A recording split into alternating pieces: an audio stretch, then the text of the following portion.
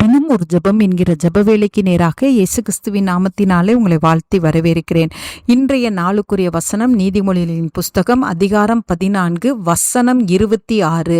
கர்த்தருக்கு பயப்படுகிறவனுக்கு திட நம்பிக்கை உண்டு, அவன் பிள்ளைகளுக்கும் அடைக்கலம் கிடைக்கும். நாம் யாவரும் கண்களை மூடி தேவனை நோக்கி ஜெபிப்போம். எங்களை நேசிக்கிறதான நல்ல தகப்பனே, இந்த நாளுக்கு ஸ்தோத்திரம் ஆண்டவரே. இந்த நாளிலும் கர்த்தருக்கு பயப்படுற பயத்தை கர்த்தர் இந்த நாளில் எங்கள் ஒவ்வொருவருக்கும் நீர் அருளி செய்கிறீங்க. உமக்கு ஸ்தோத்திரம். நாங்கள் ஒவ்வொருவரும் ஆண்டவரே தேவனுக்கு பயப்படும் பொழுது ஆண்டவரே தேவனுடைய வழிகளிலே நாங்கள் நடக்கும் பொழுது ஆண்டவரே, தேவனுக்கு பயந்து ஆண்டவரே அவருடைய கற்பனைகளையும் அவருடைய கட்டளைகளின்படி நடக்கும் பொழுது ஆண்டவரே கர்த்தர் எங்களுக்கு ஒரு திட நம்பிக்கையை தருகிறீங்க. உங்க மேல இன்னும் விசுவாசத்தை தருகிறீங்க, உங்க மேல இன்னும் நம்பிக்கையை தருகிறீங்க ஆண்டவரே. அதற்காய் ஸ்தோத்திரம் ஆண்டவரே.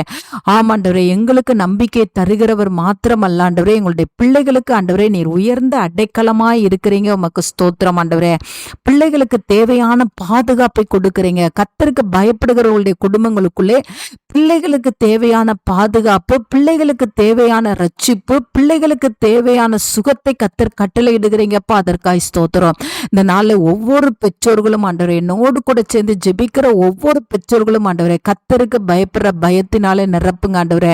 ஆண்டவரே, தேவனுக்கு பயமில்லாத வாழ்க்கையை நாங்கள் வாழாதபடிக்கு சுவாமி, தேவனுக்கு பயந்து ஆண்டவரே உம்முடைய சித்தத்தின்படி செய்து சுவாமி, உமக்கு பிரியமானதை செய்து ஆண்டவரே.